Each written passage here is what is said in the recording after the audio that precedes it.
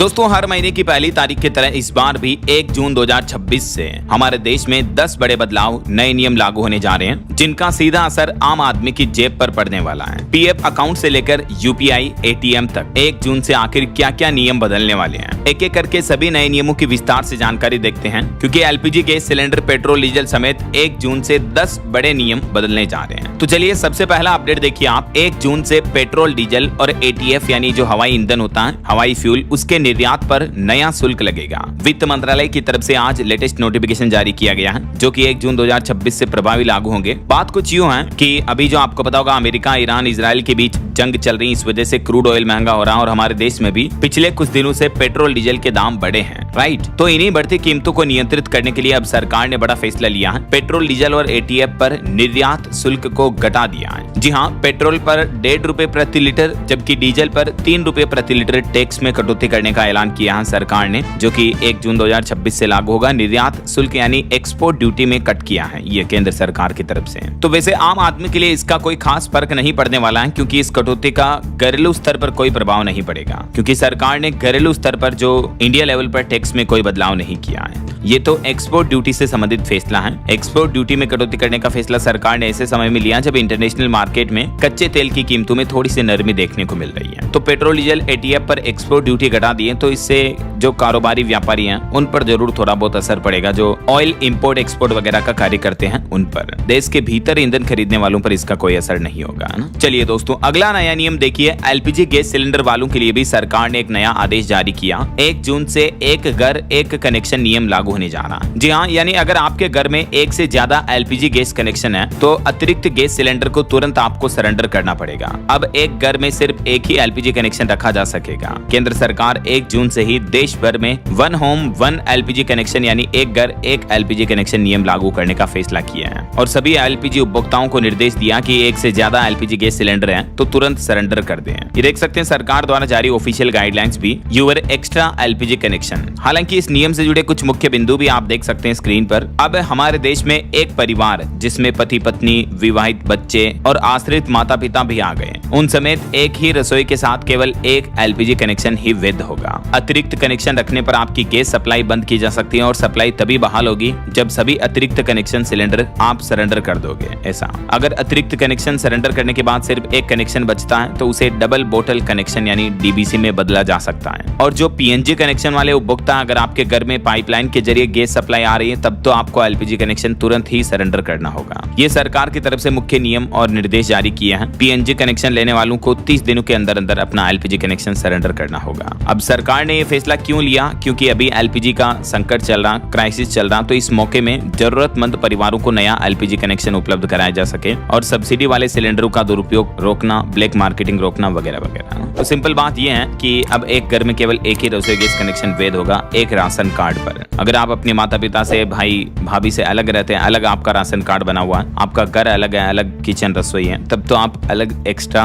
Connection ले सकते हैं, ठीक है ना। और पहले ही ले रखा तो भी उसे रख सकते हैं। चलिए अगला अपडेट देखिए। अब झारखंड राज्य में बसों में सफर करना महंगा होगा। 1 जून से टिकट पर चुकाने होंगे 50 रुपए तक एक्स्ट्रा। जी हाँ, कोडरमा जिला बस ओनर्स एसोसिएशन ने 1 जून से बस किराए में 15 से 30% तक की बढ़ोतरी की घोषणा कर दी है। क्योंकि पेट्रोल, डीजल महंगा हो रहा, तो इस वजह से अब देश के ज्यादातर राज्यों में बसों, ऑटो, टैक्सी वगैरह में सफर करना भी आपका महंगा होने वाला है। झारखंड की ही तरह बिहार में भी देखिए 1 जून से बस सफर महंगा होगा। साधारण बसों से लेकर वोल्वो तक का किराया बढ़ने जा रहा है। बिहार परिवहन विभाग की तरफ से नई दरें जारी कर दी हैं। 1 जून से 10 से 15% तक किराए में बढ़ोतरी हो जाएगी। बिहार सरकार का कहना कि डीजल और रखरखाव लागत में वृद्धि के कारण 5 साल बाद ये किराए में बढ़ोतरी की गई है। तो 1 जून से बिहार में भी बस सफर महंगा होगा। बिहार रोडवेज परिवहन निगम जो है, बीएसआरटीसी, उसका कहना कि 5 साल बाद ये किराया बढ़ाया जा रहा है। और कितना बढ़ाया गया है इस टेबल में आप कुछ डिटेल्स देख सकते हैं। सिटी बसों से लेकर वोल्वो, डीलक्स, साधारण बस, सभी तरह के रेट्स महंगे हो जाएंगे। प्रति किलोमीटर इतनी तक की बढ़ोतरी होगी। ऑटो इंडस्ट्री से भी खबर आ रही। हुंडई कंपनी 1 जून से अपनी कारों की कीमतें बढ़ाने जा रही है। हुंडई की कारें लगभग 12,800 रुपए तक महंगी मिलेगी अब आपको जून से ही।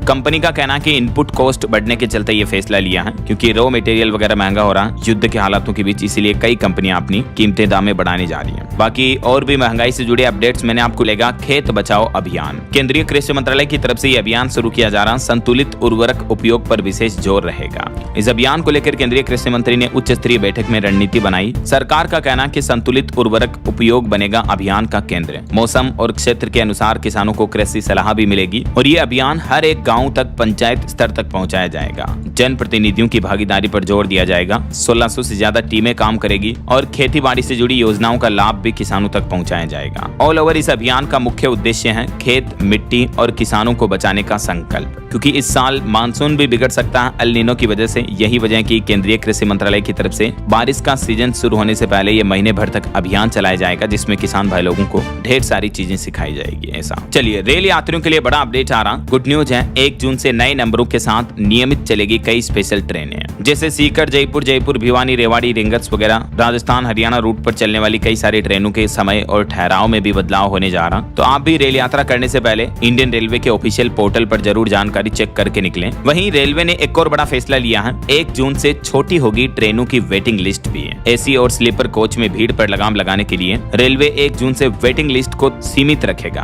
ताकि एसी स्लीपर कोच में भीड़ कम हो और यात्रियों को आरामदायक सुरक्षित यात्रा सफर का अनुभव मिल सके। ऐसा चलिए दोस्तों, किसानों से जुड़े कुछ और केंद्र सरकार के बड़े फैसले देखिए। एक तो 1 जून से विदेशी कपास पर लगने वाली इंपोर्ट ड्यूटी को सरकार हटाने जा रही है। तो इससे भी भारतीय किसानों को क्या बेनिफिट होंगे? तो केंद्र सरकार ने 1 जून 2026 से लेकर 31 अक्टूबर 2026 तक कपास के आयात पर लगने वाली 11% इंपोर्ट ड्यूटी और कृषि सेस को बिल्कुल ही हटा दिया है। सरकार का कहना है कि इस कदम से एक तो हमारे देश के वस्त्र उद्योग को राहत मिलेगी, इनपुट लागत कम होगी और घरेलू किसानों के हितों का भी ध्यान रखा जाएगा इसमें। तो एक तो कपास की खेती पर सरकार ने ये फैसला लिया। दूसरा, गन्ना की खेती करने वाले किसान भाई लोगों के लिए भी बड़ी खबर आ रही है। सरकार ने रोका 60 साल पुराने नियम को बदलने वाला ड्राफ्ट भी है। जी हाँ, केंद्र सरकार ने गन्ना नियंत्रण आदेश 2026 के मसौदे को वापस ले लिया है। यह निर्णय राज्य सरकारों और हितधारकों की आपत्तियों के बाद लिया गया है, जिसमें एथेनॉल और खांडसारी इकाइयों को नियमन के दायरे में लाने का जो केंद्र सरकार का प्रस्ताव था, लेकिन कई सारे किसानों ने और संगठनों ने इसका विरोध किया। तो उसके बाद सरकार ने यह आदेश मसौदा वापस ले लिया है।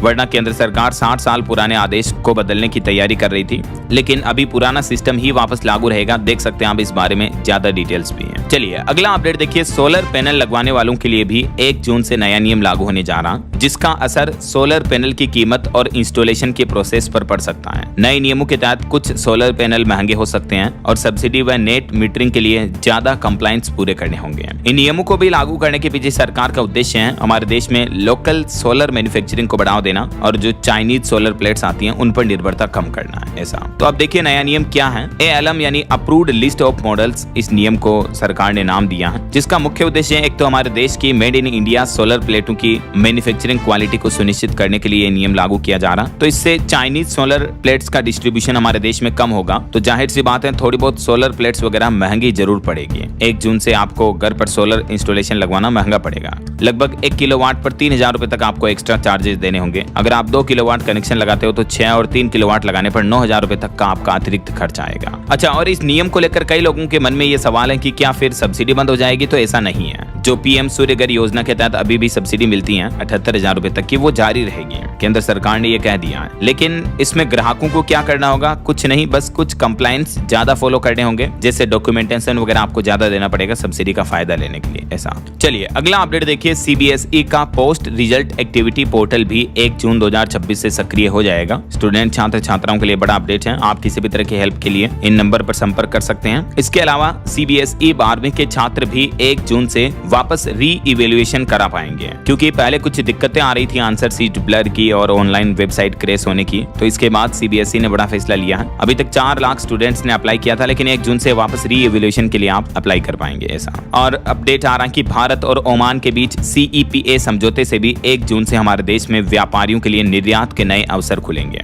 देख सकते हैं ये क्या है समझौता और समझौते की प्रमुख खास बातें क्या हैं जिससे देश के व्यापारियों कारोबारियों खास करके एक्सपोर्टर्स को बेनिफिट होगा। वहीं खबर है उत्तर प्रदेश के 3 लाख एनएचएम स्वास्थ्य कर्मियों की हाजिरी अब एएमएस सिस्टम से लगाई जाएगी। 15 जून 2026 से नया नियम लागू होने जा रहा है यूपी में। एएमएस सिस्टम यानी अटेंडेंस मैनेजमेंट सिस्टम जो यूपी सरकार का ऑनलाइन टेक्नोलॉजी सिस्टम है, उसके माध्यम से मोबाइल आधारित अटेंडेंस सिस्टम लागू होगा यूपी में स्वास्थ्य कर्मियों के लिए, है ना। वहीं राजस्थान में 1 जून से हो सकता है आपको पेट्रोल डीजल ना मिले क्योंकि पेट्रोल पंप मालिकों ने हड़ताल का ऐलान किया है। यह फैसला सरकारी तेल कंपनियों की नीतियां, बिक्री सीमा और उत्पीड़न के विरोध में लिया गया है। ये कहना है कारोबारियों का, व्यापारियों का। तो अगर ये हड़ताल पोस्टपोन्ड नहीं होती है तो 1 जून से हो सकता है राजस्थान में पेट्रोल डीजल मिलने में दिक्कत हो। और वहीं राजस्थान में पंचायती राज कर्मचारियों का आंदोलन भी 1 जून को शुरू होगा ब्लॉक लेवल पर। वे 7 तारीख को कलेक्टर को ज्ञापन सौंपेंगे। राजस्थान पंचायती राज मंत्रालय कर्मचारी संगठन जिला शाखा की बैठक में झुंझुनू में ये प्लान बनाया गया है। और बड़ी खबर देखिए, जम्मू कश्मीर में स्वगणना पोर्टल अब बंद होने जा रहा। 1 जून से एन्यूमरेटर खुद घर आकर आपके जनगणना की कर परिवार की पूरी जानकारी दर्ज करेंगे ऐसा। वहीं बीजेपी की सबसे बड़ी महाबैठक भी होने वाली है। 1 जून को दिल्ली बुलाए गए सभी राज्यों के अध्यक्ष भी। वैसे खबर आ रही कि इस महीने जून में 20 जून से पहले केंद्र की मोदी कैबिनेट का विस्तार हो सकता है क्योंकि 10 जून को भी मुख्यमंत्री परिषद की बैठक बुलाई है और 2 मंत्री इस्तीफा भी देंगे। तो ये केंद्र के मंत्रालय में आपको जून में कुछ बड़ा फेरबदल भी देखने को मिलेगा। उत्तर प्रदेश में देखिए, ब्रिज की रसोई परिसर में 1 जून से गूंजेगी राम कथा। मुख्यमंत्री योगी आदित्यनाथ ने श्री राम मंदिर की अनुकृति वाले मंच पोस्टर का विमोचन किया। यूपी के लखनऊ में 1 से 9 जून तक जगत गुरु राम भद्राचार्य जो हैं वो श्री राम कथा का आयोजन करने जा रहे हैं। और उत्तर प्रदेश वासियों को महंगी बिजली का बड़ा झटका लगने जा रहा क्योंकि जून से बिजली बिल में भी बढ़ोतरी होगी। जी हाँ, उत्तर प्रदेश में बिजली महंगी होगी। 10% तक फ्यूल सरचार्ज बढ़ाने का फैसला किया है उत्तर प्रदेश पावर कॉर्पोरेशन प्रबंधन की तरफ से। इस बारे में आदेश भी जारी कर दिया है। हालांकि उपभोक्ता परिषद ने इस आदेश से आपत्ति जताई है, लेकिन क्योंकि कुल मिलाकर ऑर्डर जारी हो चुका तो उत्तर प्रदेश में अब जून से आपका बिजली बिल महंगा आएगा। 10% फ्यूल सरचार्ज बढ़ा, मतलब जून से जो 100 रुपए आपके बिल में फ्यूल सरचार्ज आता था उसकी जगह अब 110 रुपए आएगा। लोगों ने कहा कि ये तो खुली लूट की जा रही है।